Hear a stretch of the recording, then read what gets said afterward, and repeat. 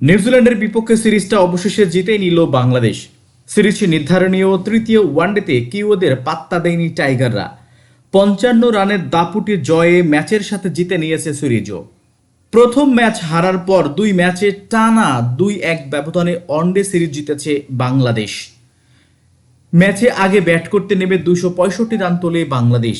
জবাবে নিউজিল্যান্ড থামে 210 রানে। ফাইফার তুলেছেন মুস্তাফিজুর রহমান।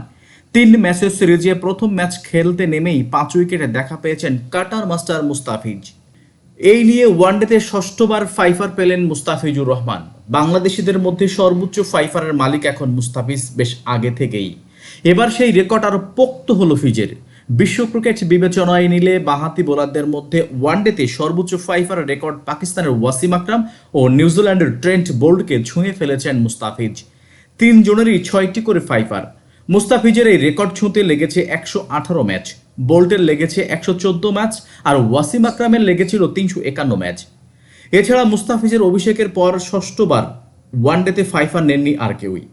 অন্যদিকে বাংলাদেশি পেসারদের মধ্যে 2বার সিরিজ সেরার পুরস্কার জিতে মাশরাফি বিন মুর্তজার পাশে বসেছেন নাহিদ রানা। মাশরাফি টানা 2 সিরিজে হতে পারেননি, নাহিদ টানা 2 সিরিজে হয়েছেন। 9বার ফাইফার নিয়ে অস্ট্রেলিয়ার মিচেল স্টার্ক রয়েছেন চূড়ায়। এখনও বেশ ভালো ফর্মে থাকা ফিজের সামনে স্টার্ককে ছোঁয়ার এবং ছাড়িয়ে যাওয়ার বেশ সুযোগ আছে বলে মনে করছেন ক্রিকেট বোদ্ধা।